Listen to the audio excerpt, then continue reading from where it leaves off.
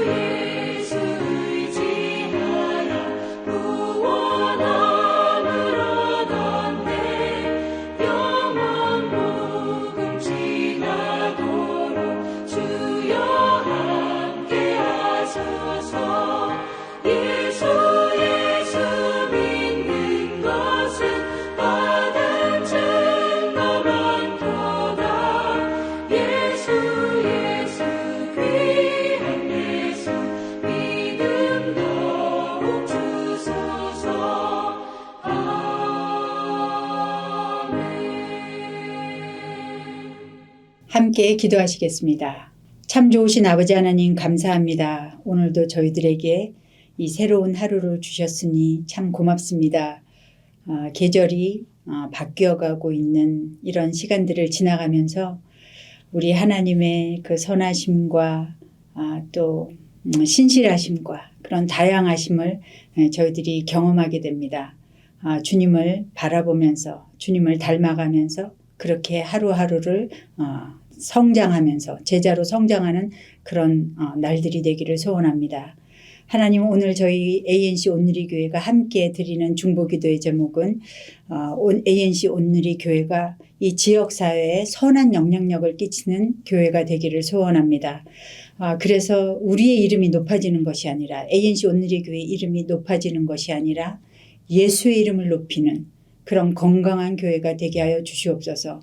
우리 교회로 말미암아 이 지역사회가 복을 받고 많은 사람들이 주께로 돌아오는 역사가 일어나기를 소원합니다. 하나님, 오늘도 이 부족한 종이 하나님의 말씀을 들고 섰사오니 성령으로 기름 부으시고 하나님 꼭 필요한 말씀만 이 우둔한 입술을 통하여서라도 전파될 수 있도록 주님 은혜 내려 주시옵소서. 감사하고 예수님 이름으로 기도드립니다. 아멘. 오늘 하나님께서 저희들에게 주신 말씀은 사도행전 13장 42절에서 52절까지의 말씀입니다.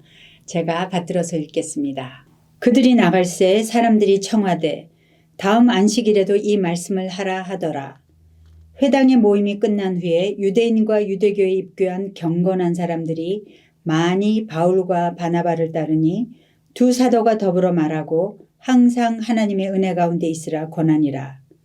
그 다음 안식일에는 온 시민이 거의 다 하나님의 말씀을 듣고자 하여 모이니 유대인들이 그 무리를 보고 시기가 가득하여 바울이 말한 것을 반박하고 비방하거늘 바울과 바나바가 담대히 말하여 이르되 하나님의 말씀을 마땅히 먼저 너희에게 전할 것이로되 너희가 그것을 버리고 영생을 얻기에 합당하지 않은 자로 자처하기로 우리가 이방인에게로 향하노라.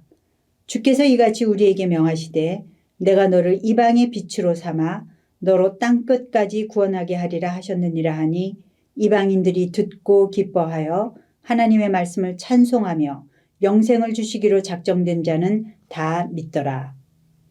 주의 말씀이 그 지방에 두루 퍼지니라.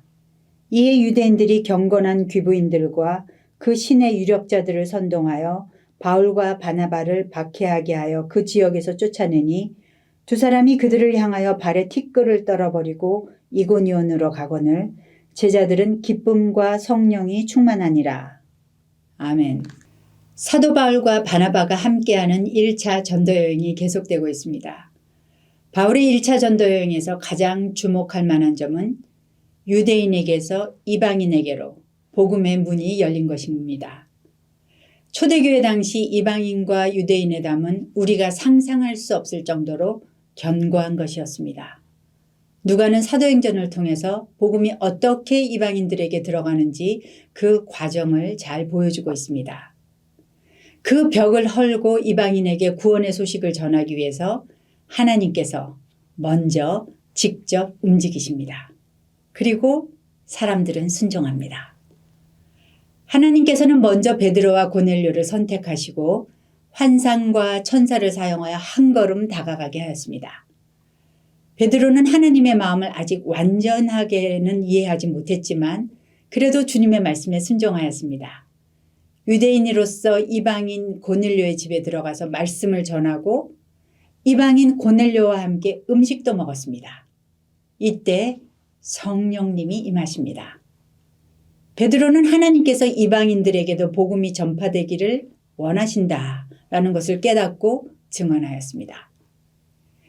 이방인을 향한 선교는 안디옥 교회로 이어집니다. 하나님께서 내가 불러 시키는 일을 위해서 바나바와 사울을 따로 세우라 말씀하시고 안디옥 교회는 순종합니다. 교회는 바나바와 사울을 성령님의 보내심을 받아 파송함으로 바울의 1차 선교여행이 시작됩니다. 구브로 섬에서 복음을 전파한 후에 함께 갔던 마가가 중도에 돌아가지요. 그래도 바울과 바나바는 계속 전진하여서 비시디아 안디옥에 이르게 됩니다. 안식일에 유대인의 회당에 들어간 바울은 복음을 선포하죠. 바울이 이 복음을 선포한 후에 비시디아 안디옥 사람들은 어떻게 반응하였을까요? 본문을 통해서 주님께서 오늘 저희들에게 주시는 말씀을 함께 들어보겠습니다. 42절을 다시 다 함께 읽어보겠습니다. 그들이 나갈새 사람들이 청하여 다음 안식일에도 이 말씀을 하라 하더라. 비시디아 안디옥의 사람들은 바울과 바나바에게 다음 안식일에도 이 말씀을 해달라고 요청합니다. 이 말씀은 무엇일까요? 복음입니다.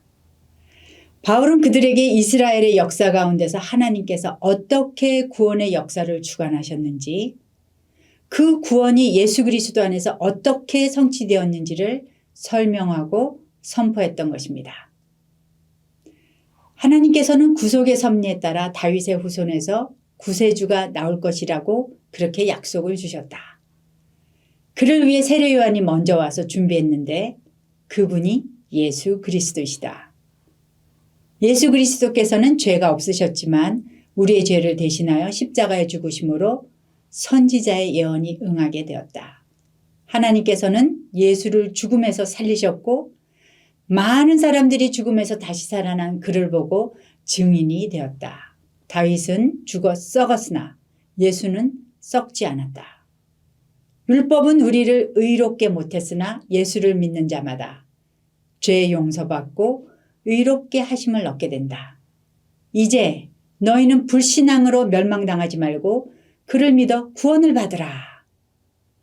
바울의 이 설교를 통해서 사람들의 반응이 두 가지로 나타나게 됩니다. 첫 번째 그룹은 바울을 환영하는 사람들이죠. 비시디아 안디옥의 유대인과 유대교에 입교한 경건한 사람들입니다. 그들은 바울에게 이 말씀을 또 전해주십시오 요청하였습니다. 복음을 더 듣기를 원했던 거죠. 그들은 말씀 가운데 하나님의 은혜도 경험해서 바울은 그들에게 항상 하나님의 은혜 가운데 머물러 있으라 이렇게 권합니다. 은혜를 경험했기 때문에 말씀이 달고 더 듣고 싶은 것이겠죠. 그 다음 안식일에는 더 많은 사람들이 온 시민이 거의 다 하나님의 말씀을 듣고자 해서 모이게 되었고 또 많은 사람들이 바울과 바나바를 따랐습니다. 그런데 또 다른 그룹이 있습니다. 그들은 바울을 시기하고 거부했습니다. 이들은 믿지 않는 유대인들입니다. 그들은 바울과 복음에 대해서 반박하고 또 비방하고 있습니다. 더구나 이들은 바울 일행을 비방만 한 것이 아니라 후에는 안디옥에서 쫓아내고 이고니온과 루스드라까지 바울과 바나바를 쫓아가서 사람들을 선동해서 바울을 거의 죽을 때까지 돌로 치면서 끈질기고 모질게 핍박을 하게 됩니다. 바울은 그들에게 말합니다. 함께 46절을 읽겠습니다. 바울과 바나바가 담대히 말하여 이르되 하나님의 말씀을 마땅히 먼저 너희에게 전할 것이로되 너희가 그것을 버리고 영생을 얻기에 합당하지 않은 자로 자처하기로 우리가 이방인에게로 향하노라. 바울과 바나바는 유대인들이 복음을 받아들이지 않자 유대인들에게서 이방인에게로 복음 전도의 방향을 바꿉니다. 그런데 이것은 이미 이사야 선지자가 말한 그 예언을 성취하는 것입니다. 이사야서 49장 6절에 보면 그가 이르시되 내가 나의 종이 되어 야곱의 지파들을 일으키며 이스라엘 중에 보전된 자를 돌아오게 할 것은 매우 쉬운 일이라. 내가 또 너를 이방의 빛으로 삼아 나의 구원을 베풀어서 땅끝까지 이르게 하리라. 이방인의 구원은 유대인들이 복음을 받아들이지 않자 어쩌다 방향을 바꾸다 보니 우연히 일어난 그런 일이 아닌 것입니다. 이방인의 구원은 하나님의 마음 안에 처음부터 있었던 일입니다. 전 인류를 구원하고 싶으신 하나님의 계획 안에 원래부터 있던 사건인 것입니다. 바울은 유대인에게 먼저 복음을 전하고자 했지만 그들은 거부했습니다.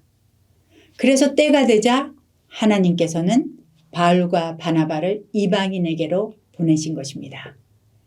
우리가 이방인에게로 향하노라. 이 말은 구원사적으로 볼 때 유대인에게서 이방인에게로 선교의 문이 열린 중요한 선포인 것입니다. 같은 복음을 들었는데 유대인들은 전도자들을 비방하고 핍박했습니다. 그러나 이방인들은 환영하고 복음을 영접하였습니다. 듣고 기뻐하였습니다. 하나님의 말씀을 찬송하였습니다. 믿음의 역사가 일어났습니다. 누가는 기록합니다. 영생을 주시기로 작정된 자는 다 믿더라. 우리는 여기서 하나님의 예정과 섭리를 만나게 됩니다. 예정은 하나님께서 구원의 역사에 나타나는 모든 것을 정하셨다라는 것입니다.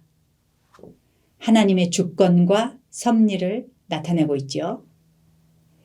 이 교리를 여기서 모두 나눌 수는 없지만 예정의 궁극적인 목적은 모든 사람들이 그리스도 예수를 주로 믿어서 하나님의 자녀가 되는 것이라고 에베소서 1장 5절에 이야기하고 있습니다.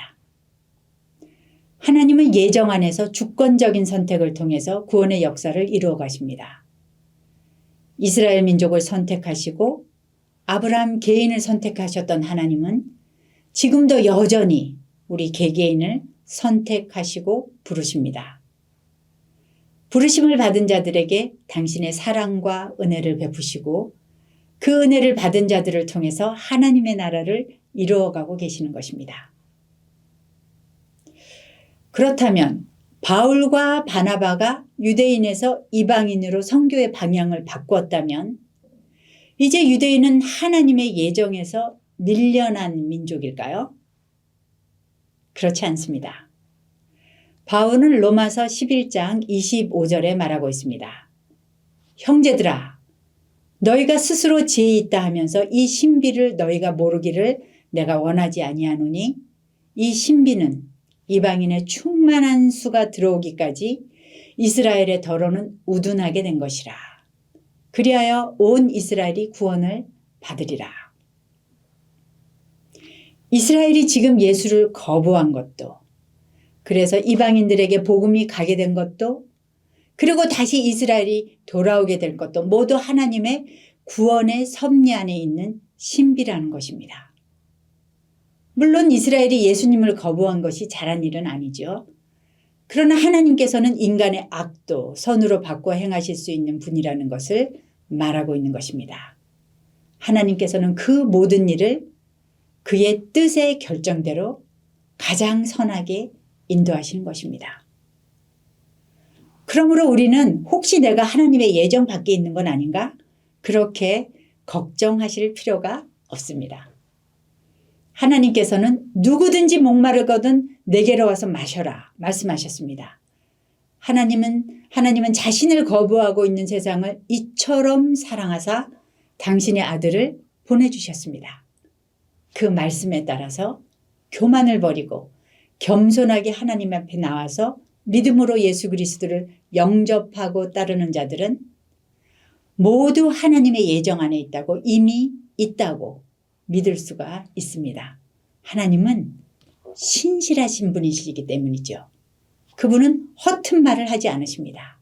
우리는 그분을 신뢰할 수 있습니다. 믿음도 성령의 역사가 있어야 이루어지는 것입니다. 그냥 우리가 멋대로 선택하는 것이 아닙니다. 모든 것이 하나님의 선하신 계획 안에서 아름답고 질서 있게 이루어지는 것입니다. 하나님께서는 우리가 그리스도 예수를 주로 믿어 하나님의 자녀로 이 땅에서 풍성한 삶 사는 것을 기뻐하십니다. 이기고 사는 것을 즐거워하시죠. 생명력 넘치는 그런 삶을 살기를 원하시는 것입니다. 하나님의 섭리와 예정 안에서 여러분들 오늘도 복음으로 승리하시는 귀한 하루 되시기를 축복합니다. 영생을 주시기로 작정된다는 다 믿더라. 주님의 말씀이 복음이 소아시아의 비시디아 지방에 두루 퍼지게 되었습니다. 그러나 복음을 전하는 자들은 그렇게 편안하지만은 않습니다. 유대인들은 이방인들 중에서 유대교의 호의적이었던 그 사람들이 기독교로 많이 회심한 것을 보자 시기하고 바울과 바나바를 박해한 것입니다. 그들은 사람들을 선동하여 바울과 바나바를 안디옥에서 쫓아내었습니다. 자신들의 세력이 기운 것에 대한 안갚음을 한 것이죠. 그러나 제자들은 쫓겨난 곳이든 새로운 곳이든 박해를 받든 편안하든 상관하지 않았습니다. 오직 성령으로 충만하여 성령이 이끄시는 대로 갈 뿐입니다. 마치 사도들이 억울하게 옥에 갇혔다가 채찍질 당하고 노연할 때 예수 그 이름을 위하여 능력받는 일에 합당한 자로 여기심을 기뻐하면서 공의 앞을 떠났듯이, 그래서 성전에 있든지 집에 있든지 예수는 그리스도라고 가르치기를 전도하기를 그치지 않은 것처럼 이들도 예수 이름 때문에 박해와 상관없이 기쁨과 성령이 충만했던 것입니다. 우리의 삶은 선하신 하나님의 예정 안에 있습니다.